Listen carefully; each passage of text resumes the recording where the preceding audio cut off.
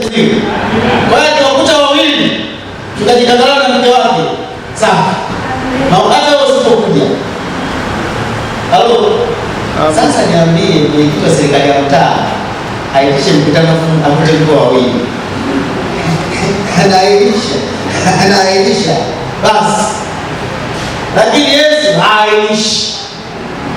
Hapo wapendwa naambia ibada inagharamiwa. Inagharamiwa muda. Inagharamiwa fedha. Yaani ina gharama nyingi. Yaani mpaka ufike hapa ni gharama. Na unatakiwa utoe sadaka. Halo. Ukienda wewe, ukiona unakwenda kwenye ibada, alafu ibada inakugharamia, na matatizo. Halo. Yaani ibada itakugharamia, wewe ni mjane mzee, ibada itakugharamia. Ukifika kule hata mchungaji na wazee wa kanisa wataangalia wafanyaje kwa ajili ya huyu mjane mzee au mtu mzima mzee. Bwana Yesu asifiwe. Au yatima. Lakini wewe mzima na miguu yako na mikono yako. Halo. Wewe unatakiwa ugharamie ibada. Amina kwa Mungu. Amen. Na mtu mmoja kampenda kijana na ibada ya gharamia. Anatoka Kinondoni na kodi boda. Anawahi ibada. Hapo kuna mwanyozo yuko nyumba ya nne pale. Yaani kwa sababu kateka maharage na ngoba yataungua. Haja ibada ni anaona. Sasa maharage itamwachia nani?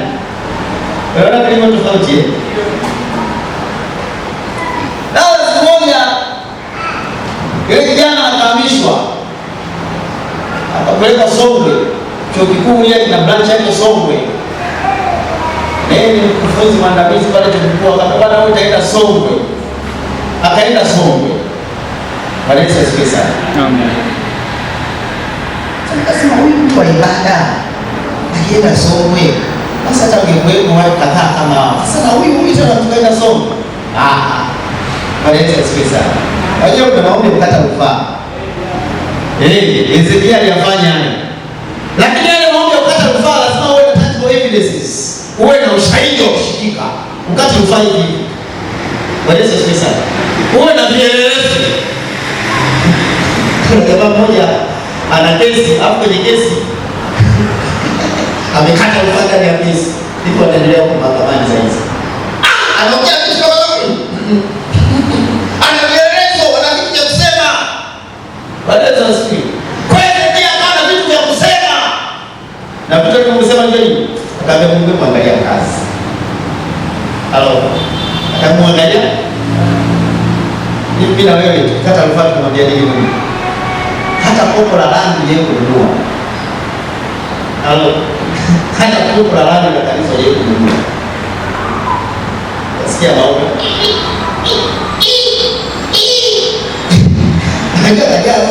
Halo. Halo. Hajajali. Akiangalia hana mtu akishikika kinabaki kilio. Bwana Yesu asifiwe. Amina.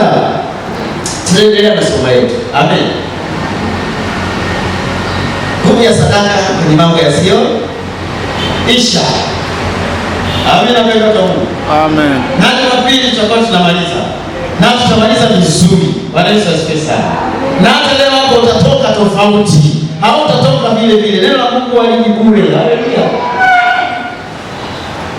Kwa hiyo ile vijana wana wafanulisha.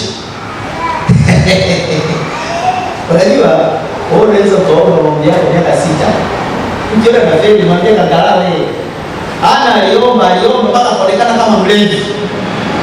Mpaka mchungaji akasema mama vipi? Haya ni maombi tu. Akasema mimi na moyo. Shida nini? Mtoto. Mzee alitamka maneno matatu. Sasa yaani maombi unaweza kuomba miaka 6. Mchungaji wako angalia anakuambia dakika 6. Sasa shida haumwamini. Yaani unamwamini Mungu kuliko nani? Sasa Mungu amekutana naye wapi? Yaani unapata kabisa kuna mtu eti anamwamini Mungu kuliko mchungaji. Wewe Mungu umekutana wapi? Wewe unashindwa kumwamini mtu ambaye anapewa dhamana ya kula sadaka.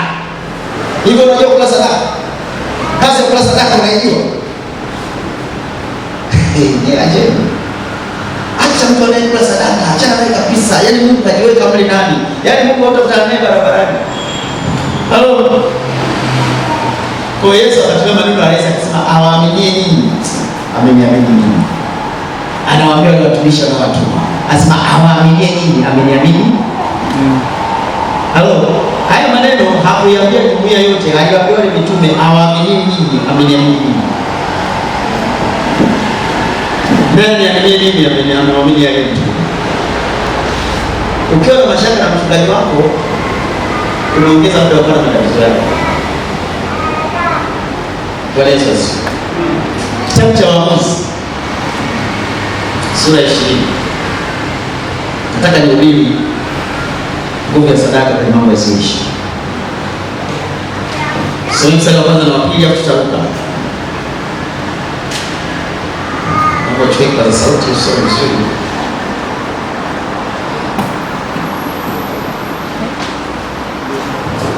Utakaporuka utakuja mstari wa 14. Utakuja basi. Soma mpaka utakapokuja basi. Wanasoma mstari mingi, kuna wengine Biblia wao wasomi. Kwa hiyo tunasaidiana. Kitabu cha Waamuzi kuanzia sura ya 20 mstari wa kwanza na wa pili, tutaruka tena kuanzia sura ya 14. Ila ukuli nyumbani soma sura yote. Ndipo wana wa Israeli walipotoka na mkutano ukakutanika kama mtu mmoja kutoka Dani hadi Beersheba pamoja na nchi ya Gilgali. Sababu naomba kama unafuatia kusoma, fuatia kusoma. Kama unasikiliza, sikiliza kwa makini. Usipoelewa nini tunachosoma, hata uko mbele hapo ubiri unaweza usielewe vizuri. Ndipo nataka unielewe vizuri.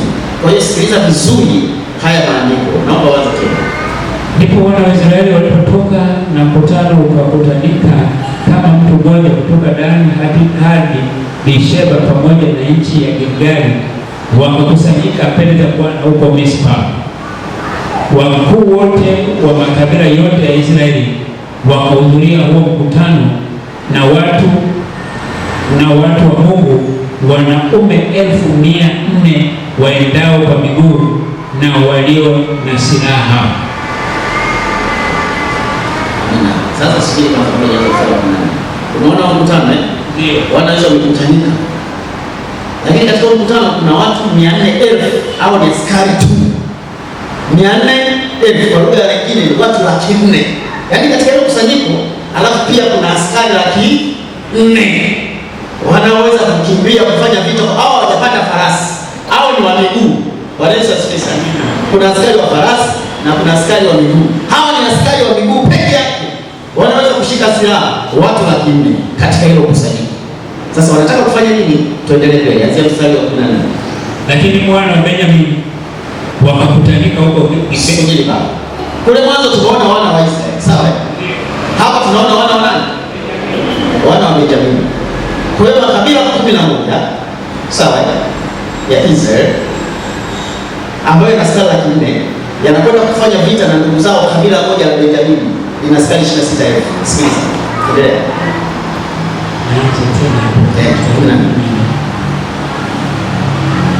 Lakini wana wa Benyamini wakakutanika huko Gibea kutoka katika miji yao ili watolee kwenda kupigana na wana wa Israeli.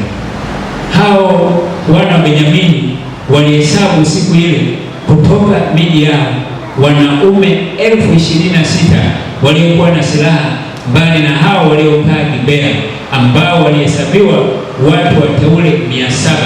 Katika watu hao wote walikuwepo wanaume 700 waliochaguliwa, wenye shoto, kila mmoja alikuwa anaweza kutupia unywele mawe kwa kombeo, wala asikose.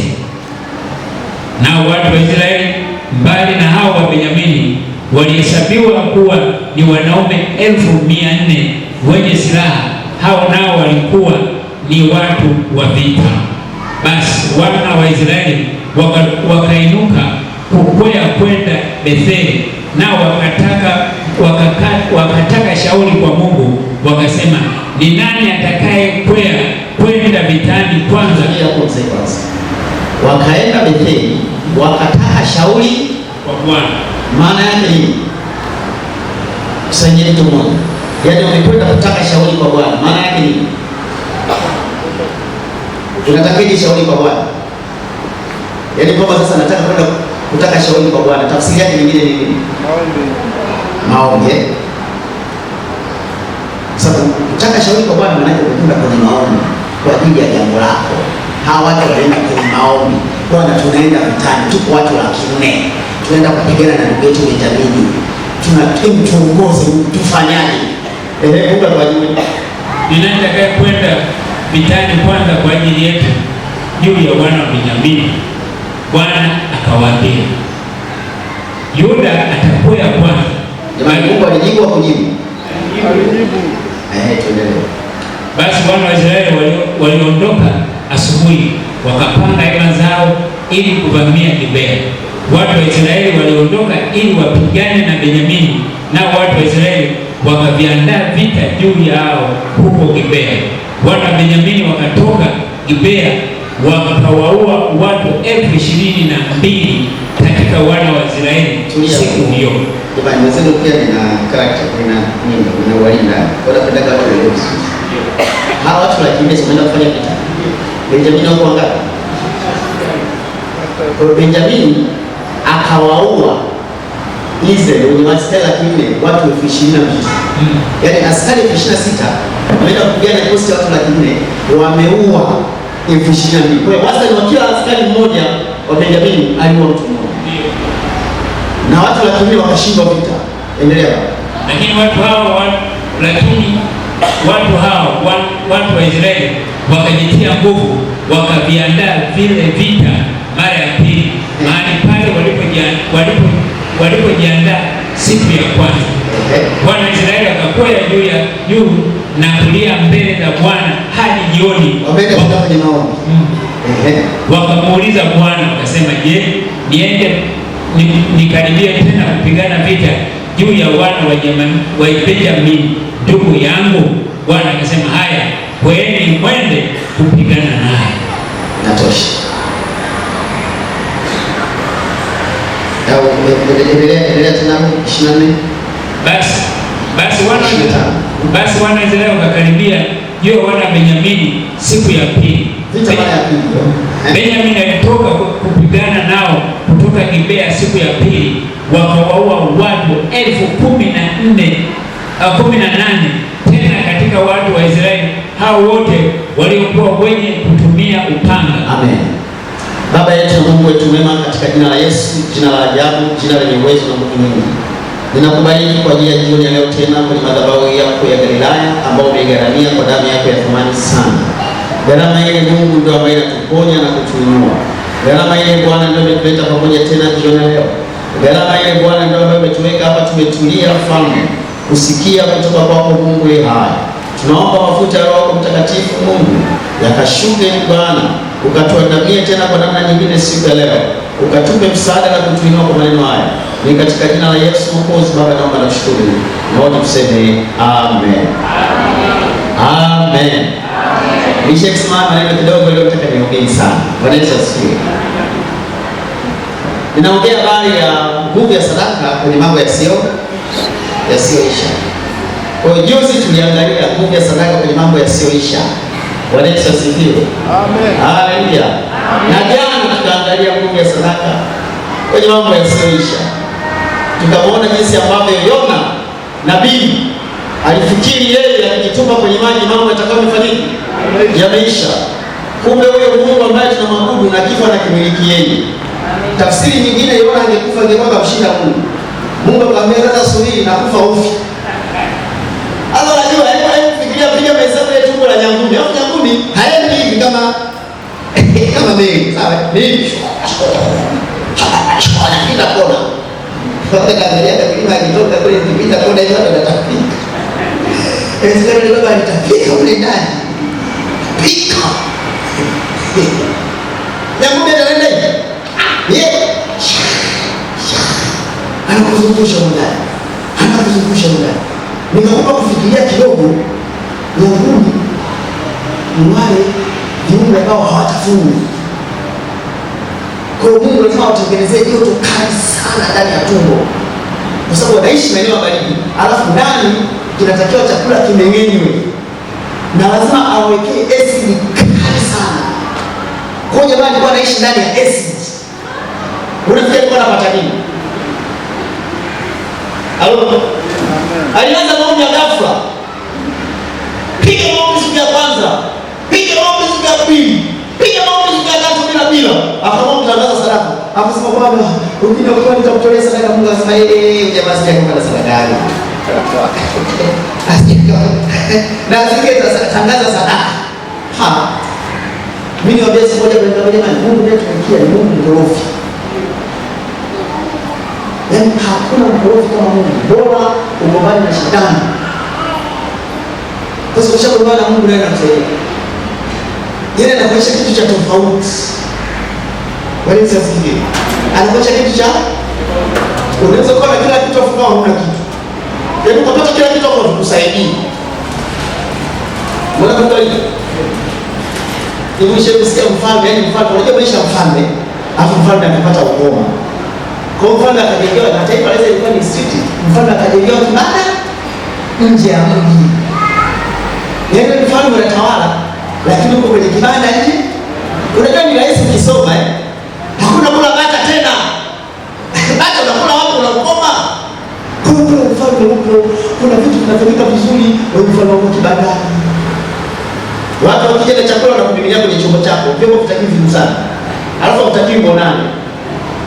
Alafu wewe mfalme. Sasa unakusaidia nini wewe mfalme? Wewe kelimu na ile nini ya each and everything. Mungu anaweza kuacha kuna kitu wakati una kila kitu. Nikwambia siku moja wale samaki wale wa pale mto Ruvu, wale wakafu wale, hawana sura. Wewe sio hawana sura. Basi kuna watu ndio chakula chao tena matajiri. Na ndio kuna kula sukari. Hakuna kula mafuta. Hakuna kula chumvi. Hivi kwenye maisha yao hakuna kula sukari. Kula mafuta. Na kula chumvi kwa maisha. Kuisha bali hapo.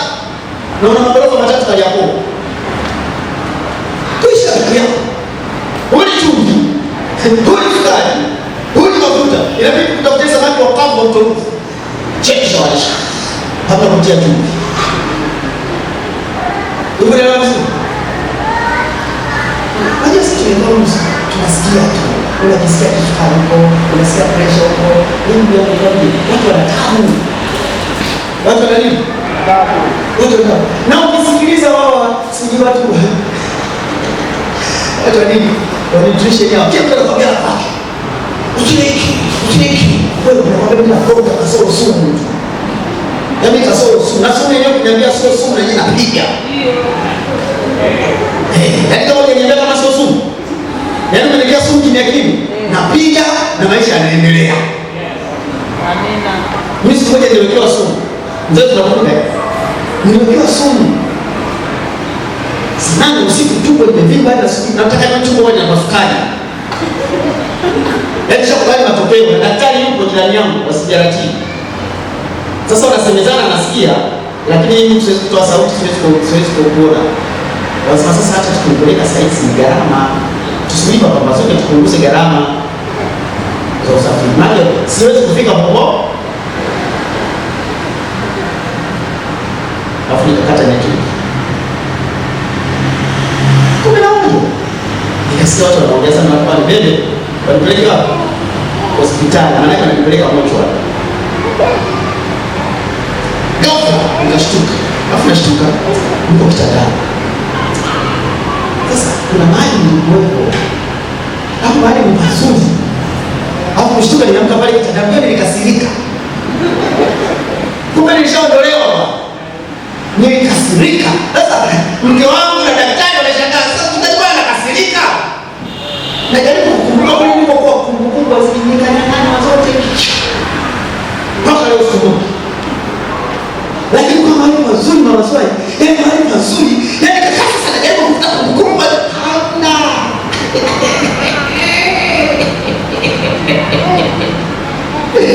Haleluya. Ile sema hivi, hapo mtu anaweza kuelezea kugumu. Haikuongea kwa story tu anachanganya mambo. Yesu anasema tunaangalia makao inatosha. Bali sasa. Kwa waliletea sumu nikala. Wewe unaweza kusikiliza mambo ya watu nje. Kuta mkiamua nikwambia hiki. Wewe usile vitu kwa interest yako. Kwa interest yako tu usile vitu. Sababu ya usiku la kila kitu. Lakini usifike mpaka huko kwa kwambia chumvi, sukari, mafuta. Ina maana maisha yangu. Nikamwambia pale kasema mimi msinipe pressure. Start stress, alishi zero stress. Yaani mimi mleta mambo tofauti kumalizana hapo hapo. Sio mlete pressure pale unakuja kumleta bila kumpeleka hospitali. Hata mchungaji siku angalia sasa kutia pressure na washirika, afu baadaye unakumbulia gari kwenda kumpelekea kochi. Kabla wewe hiyo hamna hiyo. Aleta tibii. Haleluya. Amina, ndio ndio mtumishi wa Musa na mtumishi wa Elia.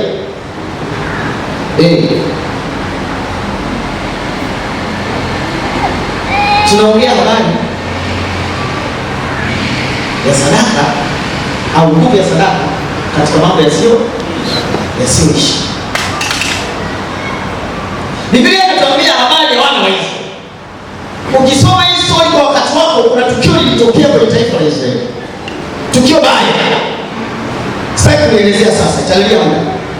Lile tukio likafanya taifa la Israeli wasimame pamoja kwa sababu limefanywa na kabila watu kutoka kabila la Benjamini. Kwa hiyo haya makabila yaliyobakia yakajikusanya, yakatengeneza jeshi, yakasema lazima tumshughulikie ndugu yetu kwa upumbavu waliofanya. Wakamfuata Benjamini huko Gibea na askari 400. Wakamwambia Benjamini, toa watu waliofanya upuzi ili tuwaue. Benjamini akakataa. Akasema kama ndivyo tunashughulikia kabila lote. Benjamini akasema niko tayari. Sasa kuna askari 400 na kuna askari 26,000. Benjamini ana askari 26,000. Israeli ana askari ngapi? 400,000. Alafu jamaa hawakwenda kizembe. Hao 400,000. Walikuwa na mahusiano ya Mungu. Hawa jamaa tayari wako offline. Hawana mahusiano na Mungu na vitu wanavyofanya ni vya kipuuzi. Havitakiwi katika Israeli. Na hawa watu ambao wana msimamo na wako vizuri na Mungu wakasema hapana, tutasimama na neno. Amen. Kwa hiyo wana connection wao, wana connection na mbingu. Wana mawasiliano mazuri. Kwa hiyo wanaweza wakasimama na Mungu, wakaomba kwa Mungu na uwepo ukashuka na Mungu akajibu, wakaisikia sauti ya Mungu wao. Bwana Yesu asifiwe. Kwa hiyo walikuwa ni watu wa maombi. Wakaondoka, wakaenda kulipanga vita na kwa sababu ni watu wa maombi, hawaanzi kitu bila maombi. Wakaanza na maombi, wakamwambia Bwana, tunataka kumpiga ndugu yetu. Unatuambiaje? Akamwambia nenda. Maombi yakajibiwa. Maombi yakafanyika. Wenda kwenye maombi. Vile vita kuanza Israeli watu 22,000 wakafa. Wengi wakakimbia. Sasa najiuliza, walikwenda kwa Mungu, wakamuuliza Mungu, na Mungu hakunyamaza. Akasema nendeni wanangu. Na walipokwenda wakapigwa. Kumbe Joshua kumwomba Mungu kujibu, kumbe nenda. Amen. Hao ni nimekosea kusoma. Hivyo unaielewaje hivi? Yeye unakwenda kabisa na Bwana akakujibu. Akasema nenda mwanangu. Unaenda unatandika. Wale jamaa wakakata tamaa. Wakajitia nguvu tena. Wale Yesu asifiwe. Wakajitia nguvu tena kwa Bwana. Biblia inasema wakaenda mara ya pili. Wakajiandaa vita mara ya pili. Na wakaenda tena mara ya pili. Wakashusha maombi kutwa nzima. Na Bwana akajibu. Akasema nendeni tena wanangu. Walipoenda ambao safari 18 hata nakaribia kule kwenye 22 wakala kona. Haleluya! Ndio nikwambia mpendwa, shetani atashiki na maombi yako. Yesu akaomba maombi ya siku 40 mchana na usiku. Anamaliza maombi, shetani katia chini. Sababu imebadilisha kama wakati. Unafikiri mtishio sana maombi. Yaani Yesu kwa siku 40 anamaliza shetani katia. Kama mwana wa Mungu, nataka nikupe. Mungu Kwa tegemea yale maombi yaliyopiga Yesu, shetani angekaa mbali. Wewe hata kama ya wao unaweza kurubaini na shetani kaka.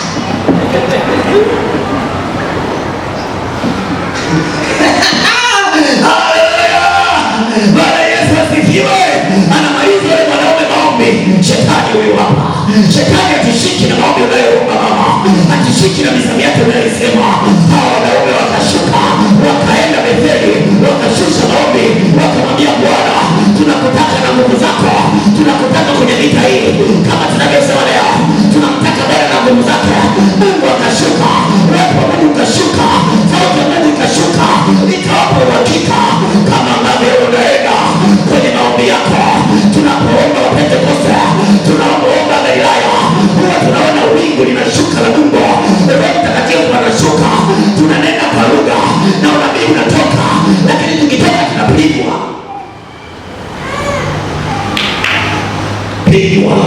na shetani kashika kitufe. Hebu naomba, ukitoka anaweza kuzoea. Kitoka neno kati kale kwa presha karapanda shusha. Na una mashine kabisa kupima presha mpaka. Wale tanzibile. Haleluya.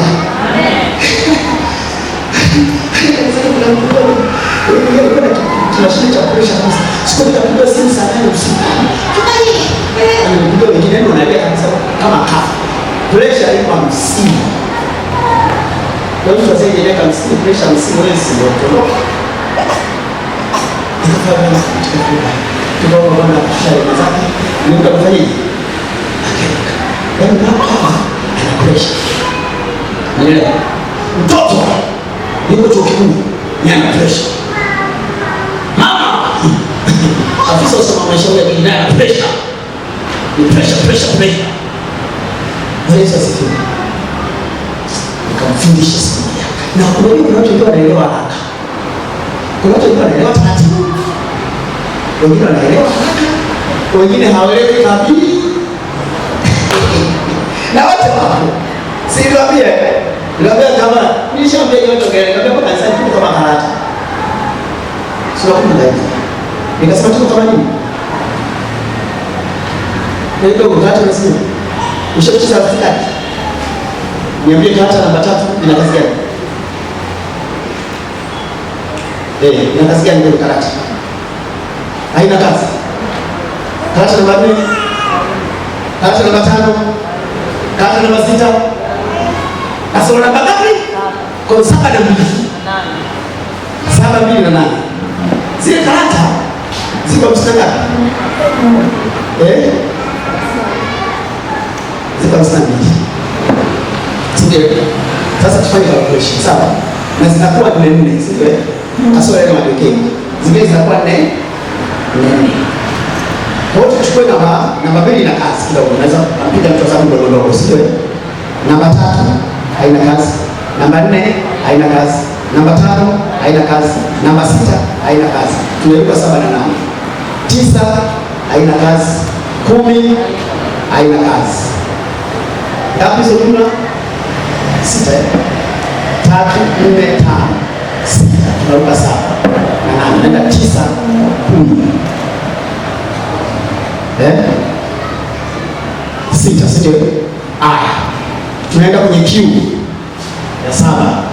J ina kazi. Tunaenda kwenye K ya 8. Haina nini? Haina kazi. Kwa tunafanya 8 mara 4 kwa namba 7. Karata 32 hazina katika kata ngapi? 52.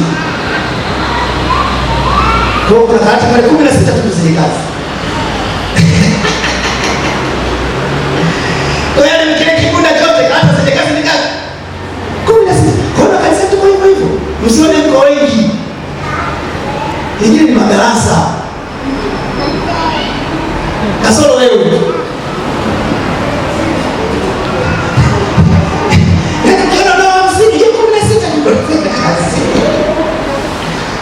Lakini nini? Sasa mwezi ndugu yako ila asikupe hii. Mwezi ndugu yako wewe darasa. watufu. Wote waona kwenye mchango wa mchungaji, yaani darasa utaliona. Waweza tu sema ndio tunapeleka vizuri huko Moroko tulipotoka. Kule Moroko kuna shida hizo. Waweza sasa. Haleluya. Kwa sisi tuko kama nini, kama karata. Kuna karata matufu hapo. Waweza sasa. Yeye anaweza kubadilisha mchezo wakati wote, hali mbaya kanisani. Hali mbaya kanisani.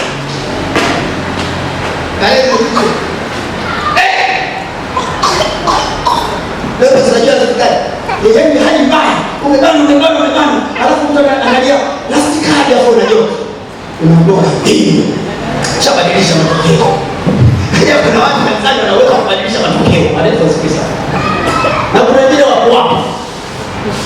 Sasa na hapa darasa akiondoka karata zichezeki.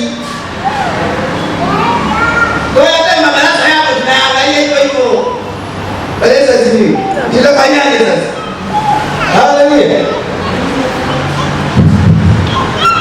Nguvu ya sadaka kwenye mambo yasiyo pikofish. Nikatoka kwenye somo la jumla la kanisa, nikaanza na familia. Bwana Yesu asifiwe. Wakaelewa. Wakafanyaje? Na kitu ndio kishakisahau hata kuweka cha kuhubiri. Kacha nini? Kwanza kanipa assignment yeye mwenyewe. Yaani kila siku lazima nitumie fikiri. Yaani kila siku. Yaani nikiamka tu yaani nikifanya nikiamka kama najua na Mungu. Yaani pia waka la kazi ya kasi. Yaani kuna jamaa nimeelewa. Kuna jamaa nimeelewa. Na kuna mtu hapa anampaga mkono mchungaji Kangarawe kwa mwezi wa 6 hajawahi kumpata mkuu. Baba Mungu akubariki sana. Kwa kweli baba tunakupenda. Mwezi wa 6. Si Januari mwezi wa 6 normali.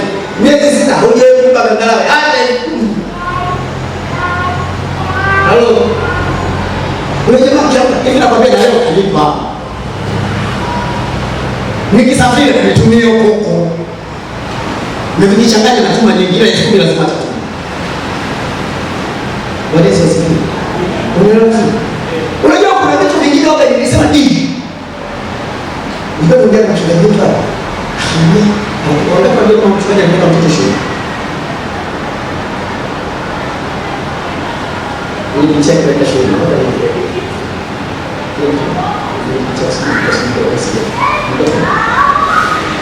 Jadi pas kalau boleh sekarang ada sesuatu kemudian gimana solusi semua di adalah ada sesuatu apa yang itu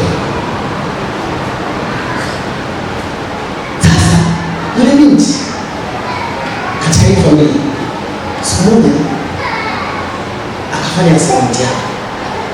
Amina. Alifanya assignment yake. Akaandika kile kitabu chake. Kumbe mwendani kakosea kupanga zile page. Unajua tatizo leo kwa mwalimu alifanyaje? Imeisha sio? Lakini mambo bado hayafanyaje? Ile alikuwa anatembelea mgongo wa sadaka ya familia. Yeye tayari ni mtu mzima. Shetani akatengeneza kibongo kingine. Kwa hiyo kazi yote aliyofanya mwaka mzima inakwenda kuharibika, akakosea kupanga zile page. Wakati anakwenda kufanya presentation yake bado wa profesa. Anakuja kugundua ibada siku hii. Kaanza kulia. Binti anapiga simu analia, achanganyikiwa. Nikamwambia mwanangu fanye vipi? Akamwambia ndio sielewi. Akaongea. Nikamwambia sawa. Mungu anaweza kufanya yeye. Sasa afanye tu hivi na wanafanya nini? Halo. Nikapata sasa Bwana anafanya wewe ficha kufanya. Nikamwombea. Alimshamba. Basi akaambia sawa. Kesho yake asubuhi. Ndio profesa wa somo lake alifika. Maana kile kitabu alishampatia tayari. Sija kwambia nikamwambia bwana shika kitabu chako hiki wakati wa presentation utanipa maana na mambo mengi sisi nikakipoteza. Kisha bani. Pale kwa fire station fungua. Panga upya. Halo. Wewe ungekuwa wanafunzi ungeelewa. Sasa kwa sababu wanafunzi wengi ndio niongea habari za hawa Benjamin. Bwana Yesu asifiwe sana. Wa Benjamin wakawatandika. wana wa Israeli watu 22,000 jamaa wakarudi kwenye maombi mara ya pili. Biblia inasema wakajiandaa vita mara ya pili, wakarudi kwenye maombi mara ya pili. Sijui umeshaona kwenye maombi mara ngapi?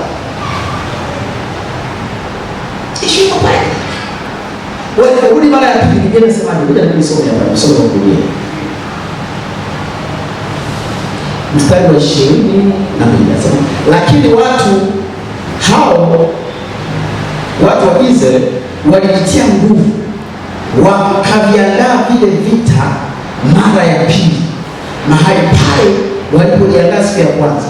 Wana wa Israeli wakakwea juu na kulia mbele za Bwana hata jioni. Wakamuuliza Bwana wakisema, je, niende nikaribie tena kupiga vita juu ya wana wa Benjamini ndugu yangu?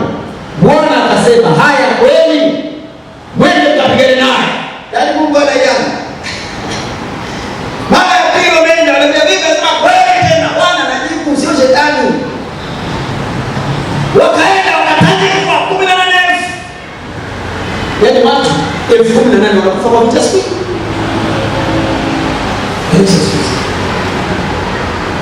Unasema nini hapo? Hawa watu walikuwa ni watakatifu, wanapigana na waovu. Hawa watu wa Benjamini wanaonyesha udhaifu, wanaonyesha maovu mabaya. Ukisoma hii hadithi wakati wako utaiona. Sasa wanaadhibiwa. Hawa ndugu zao wakubaliani nao, na wanaonyesha Mungu hatukubaliani na upumbavu, na wanaonyesha ndugu zao hatukubaliani na upumbavu. Wanachukua vikosi vya watu 400,000 dhidi ya vikosi vya watu 20,000, alafu wanaanza na maombi, wanaanza na Bwana, na Bwana anawajibu, anamwambia nendeni wanangu, nendeni, niko pamoja na wewe. Alafu wanakwenda wanapigwa na mja kwanza, wanarudi wanasema mbona tukusikia sauti ya Mungu vizuri, wanamwambia Bwana inakuaje hii, anamwambia nendeni tena, mara ya pili wanapigwa tena. Bwana Yesu asifiwe. Amen. Sasa sikiani aliwapa akili. Hebu tusome kwa sababu chini.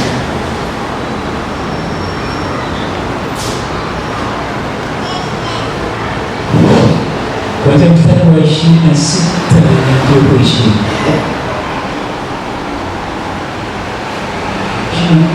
26. Ndipo wana wa Israeli wote na watu wote walikwea wakaenda Betheli na kulia, wakaketi hapo mbele za Bwana. Ni mara ngapi? Mara ya 3. Ni mara ngapi? Mara ya 3. Mara ya 3 sasa. Wakafunga siku hiyo hadi jioni, nao wakasogeza sadaka za kuteketezwa na sadaka za amani mbele za Bwana. Kisha wana wa Israeli wakamuuliza Bwana, kwa sababu sanduku la agano la Mungu lilikuwapo huko siku hizo, na Finehasi mwana Eleazari mwana Haruni alikuwa anasimama mbele ya hilo sanduku siku hizo. Wakasema, je, nitoke tena niende kupigana na wana wa Benyamini ndugu yangu, au niache? Bwana akawaambia, haya kweli, kwa kuwa kesho nitamtoa na kumtia mikononi mwako. Basi Israeli wakakwea, watu wakawavizia kinyume cha Gibea kuzunguka pande zote. Basi wana wa Israeli wakakwea kwenda kupigana na wana wa Benyamini siku ya 3, wakajipanga ili kupigana na Gibea kama walivyofanya hapo awali.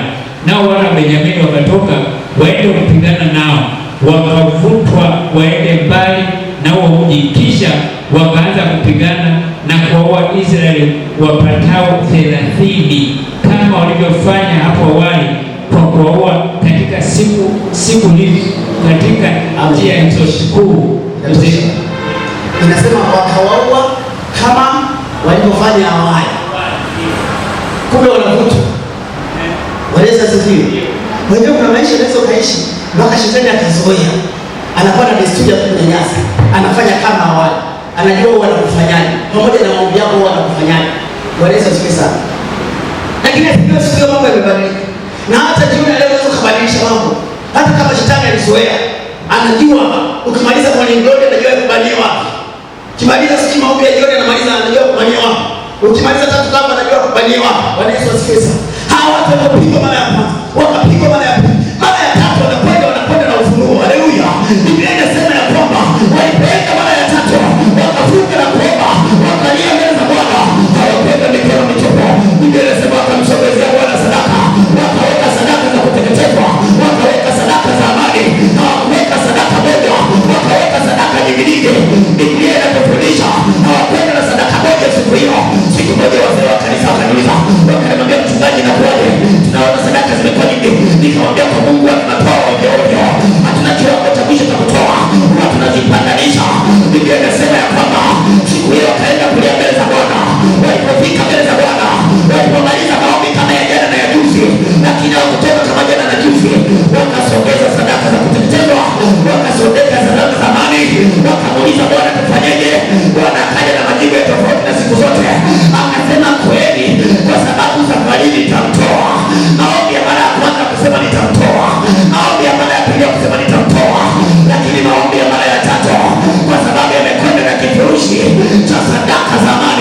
yamekwenda na kifurushi cha sadaka za kuteketeza.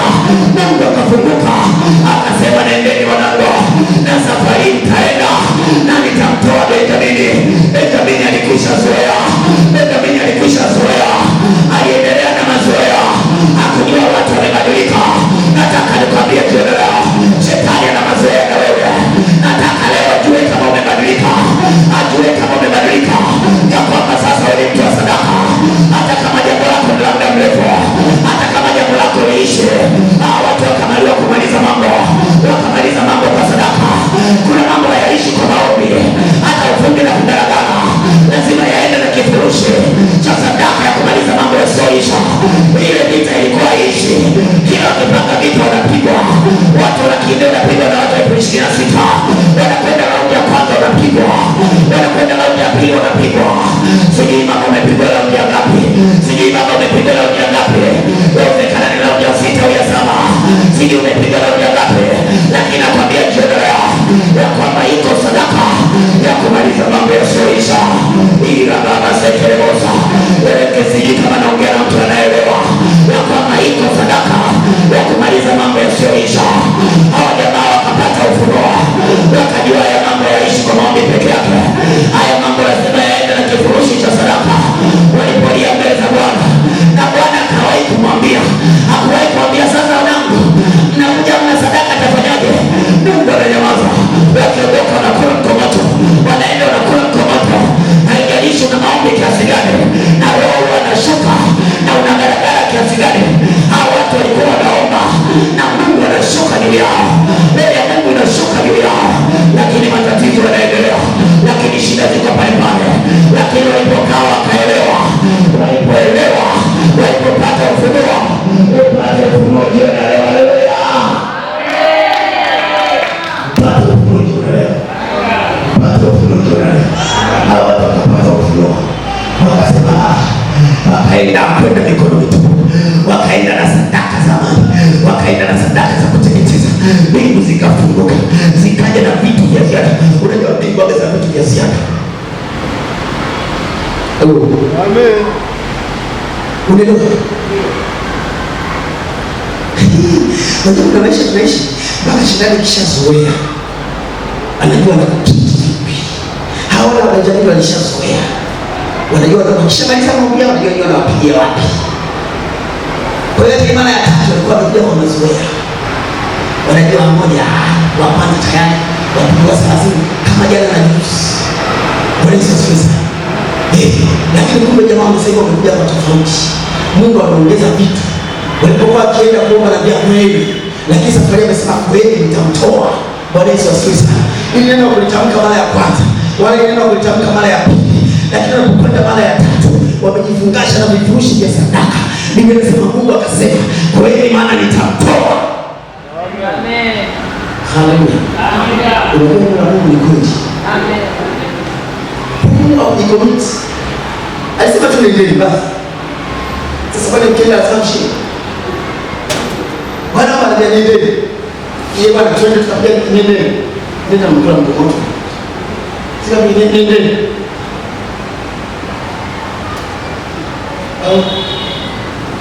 Lazima kitu kufanya Mungu afanye commitment. Bwana Yesu asifiwe. Hapo Mungu alipoona sadaka akajicommit. Bwana Yesu asifiwe. Amen. Unajua Mungu anapoona sadaka anajicommit. Bwana Yesu asifiwe. Anajiingiza kwenye hiyo shida. Halo. Anajiingiza kwenye hiyo tatizo. Lakini asipoona sadaka anazunguka na kuangalia kwa furaha. Bwana Yesu asifiwe. Katika maisha unapoomba na roho kabisa na wewe kwa Mungu na kuona nguvu za Mungu ziko, lakini ukitoka mzimu pale pale. Bwana Yesu asifiwe. Lakini unakiona sadaka, Mungu akiona sadaka ndio kaona moyo wako. Unajua kwa nini tunasema ya mambo ili maisha yawe mepesi. Hatusemi ya mambo kwa sababu tunashida nyingi, tunasema mambo ili maisha yawe mepesi. Yawe mepesi kwa kanisa. Unajua kuna watu wanaishi maisha ya kujimulia. Sasa Mungu mwenyewe anajua dini. sawa, apate 5,000 yeye anachukua mpaka 50 ya kwake basi, hapo mwingine anagolewa, hapo mwingine anachukua 50 ya kwake. Mungu anajua tu tunakula iftari yote.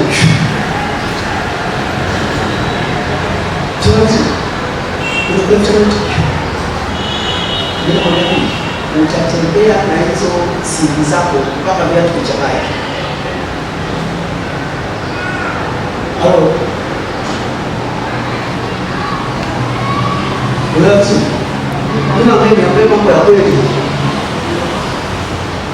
Kuna mtu mmoja anafahamu mpaka sasa hivi, mpaka anapoongea na sasa hivi. Hajawahi kuandika barua ya kuomba kazi. Yaani anaitwa. Afu akishaitwa anapewa dili zimalizi. Alafu anapewa sasa kwa barua. Unaelewa sasa? Ndio kuna kazi nzuri hapa. Yaani alikuwa kachoka. Unaona? Yaani kaisha, mwaka huu hana kazi, miaka mingi huna kazi ya kufundisha. Alipoambia kwa kanisani. Kwa mchana hawezi ana zile kwa ni kwa kukuja na nini? Ana kazi. Ndio zinamsitiri. Mnyama nasikia kwa sababu kocha mwanga kwa mrefu. Ndio zinatustiri. Lakini hai ni mbaya. Siku ya kanyambia, ndio mchungaji, sio mimi sitafuti kwa mchana sababu ni hali kule kitu kama tu. Kama hivyo shida ya kabisa. Kabisa. Kama nataka. Sasa nataka kuomba mke. Yeye asema mimi shida ni nini? Nikasema nataka kuomba sana wewe. Sasa kufundisha kwa ndoa ya kanisa kama mtuma. Halo. Sasa tupata kwa nani ndio mimi nianzia hapa kwa Yesu Kristo. Nikafundisha uhusiano na Mungu na Roho Mtakatifu. Sasa nataka. Sasa nikianza kumwambia mimi nasikia fikiria yeye. Nikapea huyu Roho Mtakatifu. Hawezi kufanya vitu kama wewe unafanya vitu. Sasa kabisa wewe unaondoka unakuja kunyoa ndoa. Alafu sadaka wewe unatakiwa Mungu ni mwaminifu, afadhali mtu kiwa anachofanya hicho. Kama Mungu kweli ndio uwezo wako, kweli ndio uwezo wako. Kweli. Kwa sasa. Unajua mambo ni zaidi mchungaji. Yaani mpaka anaitwa mpaka ina chuo cha dunia. Yaani niwekea sadaka yake hii dunia. Hivyo kutoka Katoliki nafika kidogo. Mimi Katoliki nishaanza sadaka ya fungu la 10 ni nusu kwa mwaka. Na hasa kama unatoka Songea. Nishaambiwa fungu la 10 ni nini? Kwa hiyo Katoliki anatoa fungu kwa mwaka ndio sawa. Sasa kuna uongo kwa wazi. Kwa sasa sasa ya kwetu hapa. Sasa ndio unapata 10 kwa mwaka. Ndio kwa vizuri lakini unatoka wapi? Unatoka hiyo hata wewe unafikiri kutafuta change. Sio hiyo njia. Hiyo njia. Ile njia kabisa. Na alikuwa na Mungu sio akatoa Mungu roho. Yaani sasa tunataka Mungu roho kama na kama sindano.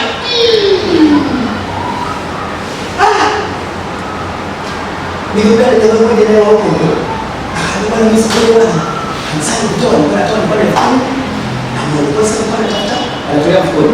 Mtoa akakosea. Akaweka mkono ndani ya shetani. Leo mmoja kwa pale barabara nisindee mwenyewe. Anasema kwa kanisani kila Jumapili nikienda nafuta mkono mtu na compensate ile funi yangu. Hayo bwana ndio katoza mtu ayatoa. Anahesabu kati fulani.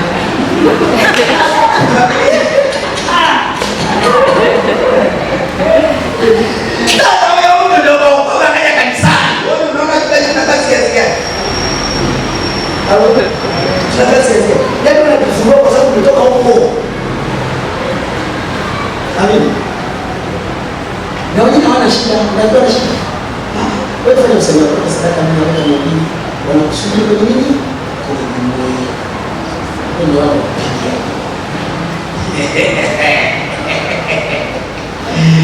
Haleluya, baleta nini? Wewe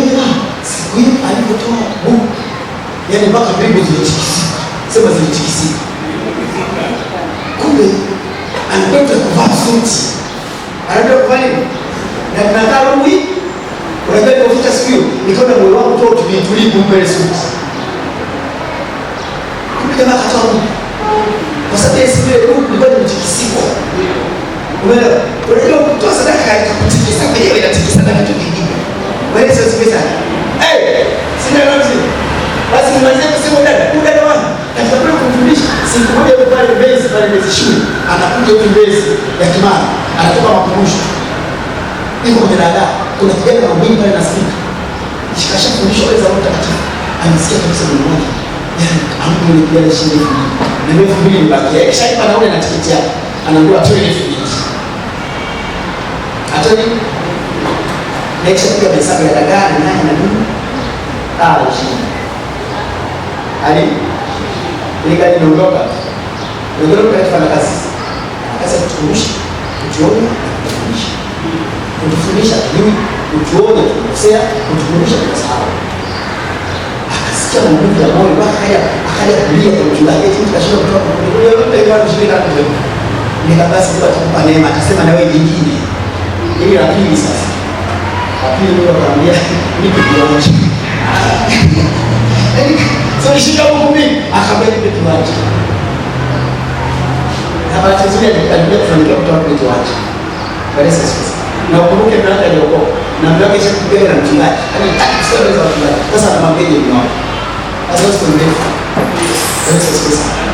Lakini kufanikiwa kutoka kwenye kiwanja. Yaani kuanzia hapo yeye alikuwa anaitwa anaitwa na mpaka sasa hivi nafahamu kila zake ambazo alikuwa anaitwa. Niko kwenye ajira hii kabakisha miezi mingi kumaliza, anapiga simu kama wewe asema jamani mimi nina kazi, basi tumlipe mwajiri wako mshahara ile bakia uje kwetu. Hivyo unalionaje? Yaani unabembeleza watu wakasema tukupaseti mshahara bakia tumlipe mwajiri wako. Alafu uje kwetu. Hapo kuna mzizi, kuna kitu kilifanyika huko chini, mambo yako hivi hivi. Hebu simama hapo tumalize. Lazima uche. Simama hapo. Tumalize sasa. Nimeongea mambo kadha wa kadha. Mnasikiza vizuri kabisa. Na nataka tusome pamoja tuelewe. Hawa watu hawakuwa watu wa jambo yao. Walikuwa ni watu wa Mungu kama sisi. Walikuwa ni watu wa maombi. Watu ambao wanapenda mbele za Bwana. Hawafanyi mambo yao kiolelaolela, mambo yao systematic. Hawafanyi kitu bila kumshirikisha Mungu. Wanamshirikisha Mungu. Na Mungu anawajibu. Mungu akunyamaza kimya. Akawaambia nendeni wanangu. Watu wakaondoka wakaenda vitani. Wanaenda vitani na jeshi la kutosha. Wanaenda vitani na silaha za kutosha. Wanaenda vitani na vyakula vya kutosha. Ukisoma hapo nyuma Biblia inasema walijiandaa kwa vyakula. Walituma watu wakawete vyakula. Wasipungukiwe na vyakula. Wana vifaa vya kutosha. Ninapoongea jioni leo hata wana vitu vya kutosha, una mtaji wa kutosha, una familia nzuri, una kila kitu kimekamilika, lakini kuna vitu bado vinakusumbua. Biblia inasema ya kwamba walipopanga vita na wale vijana, walipopanga vita na wale ndugu zao, walipopanga vita na wale Benjamini, Wabenjamini wako 26, wao wako lakini ikakataa. Wakaenda mbele za Bwana na Bwana akawajibu na Bwana akasema nao na Bwana akawaambia nendeni, lakini walipoenda wakapata kipigo cha kwanza, walipoenda wakapata kipigo cha pili, na Mungu alikuwa anawaambia nenda. Mungu akunyamaza. Hata wewe unapoomba unapata ile flowing, unapata ile mtiririko ule wa Roho Mtakatifu. Hata ukimaliza maombi unaiona faraja kabisa, unaona kuna mpenyo, lakini tatizo liko pale pale. Una mtaji wa kutosha, lakini tatizo liko pale pale. Una ndoa, lakini mambo bado hayajaisha. Una watoto, lakini shida bado haijaisha. Una kazi nzuri, lakini shida bado haijaisha. Ulijua mambo yakikaa sawa sawa, shida zitakuwa zimeisha. Walikuwa na jeshi nzuri, lakini alikuweza kumaliza shida yao. Walikuwa na vyakula na silaha, lakini alikuweza kumaliza shida yao. Walienda kwenye maombi wanafajiliwa na Bwana, lakini alikumaliza shida yao. Shida yao ikabaki pale pale, vipigo vikabaki pale pale. Hata wana wa Benjamini wakazoea, wakajua wani wa kuwapiga tu, hawana ujanja wowote. Maombi yao sio kitu, maombi yao hayana matokeo. Na shetani anajua wewe ni mwombaji, lakini maombi yako hayana matokeo. Na amekwisha zoea, anasubiri ukimaliza kuomba, anabonyeza kitufe, shida zinabaki pale pale.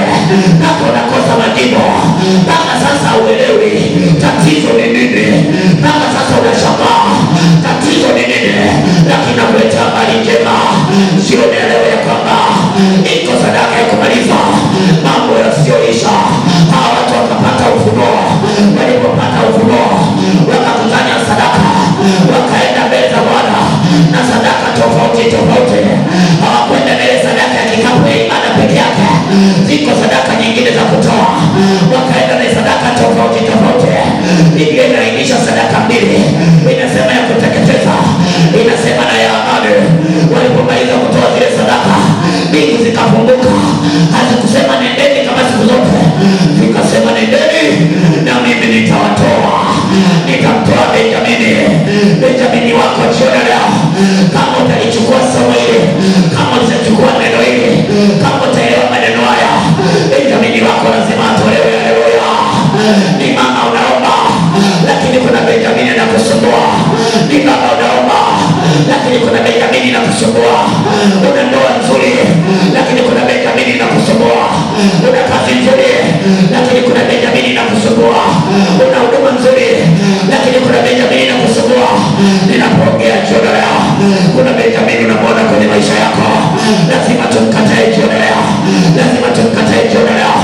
Lazima tuende na neno la kuziambia mbingu, ninakuja na sadaka kwa ajili ya Benjamini. Israeli wakaenda na sadaka kwa ajili ya Benjamini. Sijui Benjamini wako ni nani, katika jina la Yesu. Kuna Benjamini unaweza kuona kwenye maisha yako. Sasa kusoma kwenye madhabahu, tutaka tuweke mkono wa mchungaji sasa. Kuna Benjamini yupo mahali hapa. Kuna mama mmoja amekwisha nielewa, anamwona Benjamini kwenye maisha yake. Kuna kijana amekwisha nielewa, anamwona Benjamini kwenye masomo yake.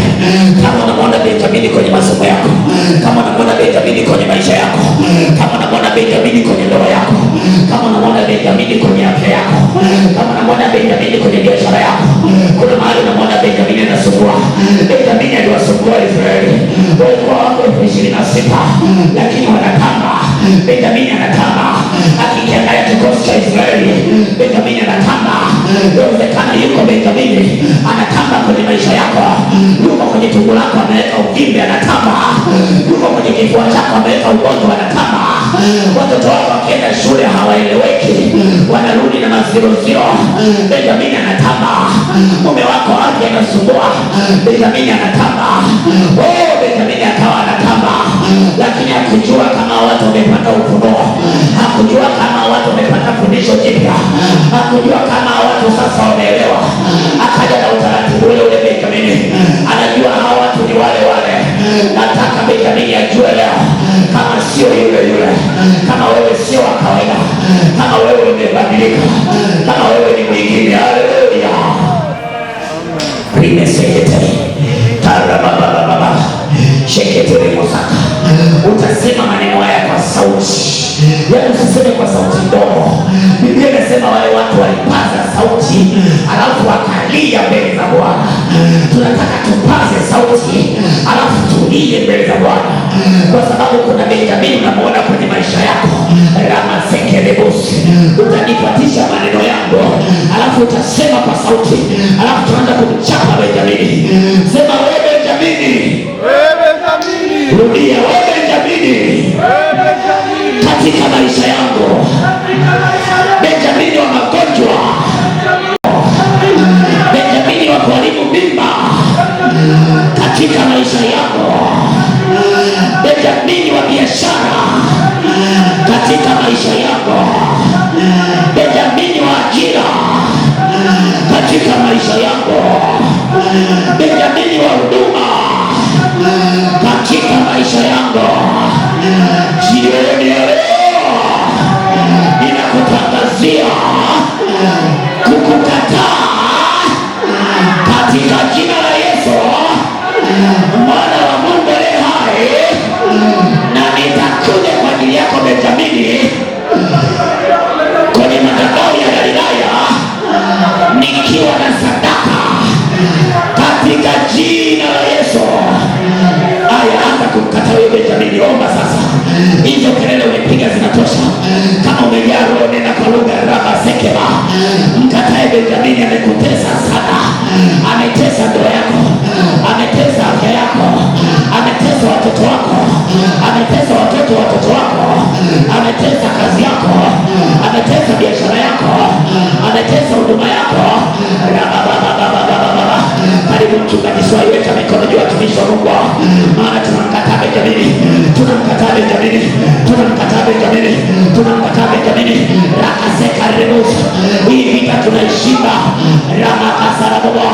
Wewe Benjamini wa magonjwa, wewe Benjamini wa biashara, wewe Benjamini wa ajira, wewe Benjamini wa karibu mimba, achia. Reke moto ramoshaka, reke moto ramoshaka. jina la Yesu Kristo, ya kwamba vitaharibika, vitategemaa, ya kwamba vitaharibika, vitategemaa. Rama seka ramanda riandoro bobo tata mokama riendere bobo shete menda boka riendere bobo saka menda bokura rieke motara boshina oraba.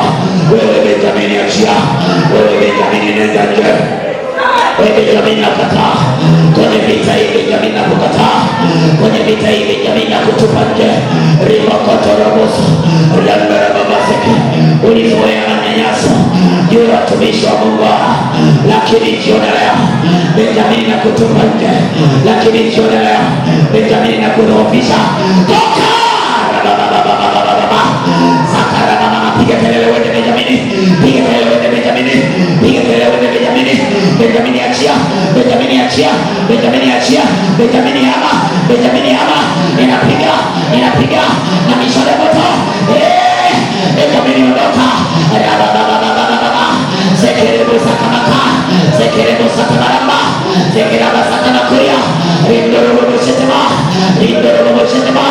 Benjamin unahama, Benjamin unahama, Benjamin unaenda nje, Benjamin unaenda nje, Benjamin unaenda nje. Kwa jina la Yesu, kwa jina la Yesu, kwa jina la Yesu. Hauna kuchosha,